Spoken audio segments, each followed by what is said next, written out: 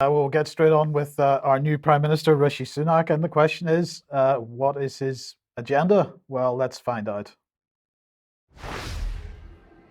I understand how difficult this moment is.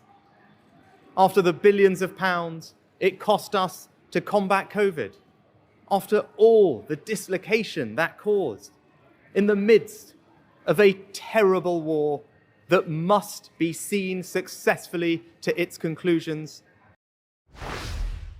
So no change there then. We are at war. We are at war. He's obviously quite happy we're at war. And as far as he's concerned, we've got to win that war, whatever the cost. Indeed. Well, of course, then the question is who was going to be in his cabinet? And, well, perhaps Matt Hancock was hoping for the job. But unfortunately, well, he got completely blanked. This was so funny. And he was very disappointed, clearly. See his face change there. It's quite remarkable, that clip. Yeah. So who is in? Well, James Cleverly stays as Foreign Secretary and Ben Wallace stays Defence Secretary. So the war agenda absolutely straight up. Michelle Donnellan remains as Digital Culture, Media and Sport, and therefore she will be pushing through the online safety bill. Suella Braverman, who kicked off the whole charade with Liz Truss being kicked out of her job, has been put back in the Home Office, and so of course she will be in charge of pushing through the Public Order Bill.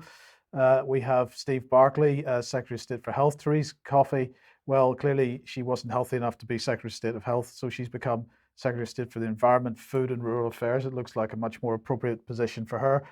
Michael Gove is back, and he's going to be levelling up Housing and Communities Minister and Minister for Intergovernmental Relations. I didn't know what that was, but apparently that's Westminster, Holyrood and Welsh Government and so on, relations between the various devolved governments.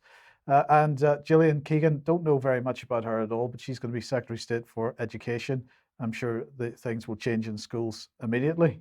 Or maybe not, but no. She should be the target, of course, for parents who are unhappy with the religious and sexual education syllabus, and we'll mention that a little bit later. And of course, Jeremy Hunt stays as Chancellor. So he said it's extremely important that his financial statement is based on the most accurate possible economic forecasts and forecasts of public finances. For that reason, the Prime Minister and I have decided that it is prudent, I'm not sure who said that in the past, prudent to make that statement on the 17th of November, because it was intended to be the 31st of October. 17th of November, when it will be upgraded to a full autumn statement. I've discussed this last night with the Governor of the Bank of England.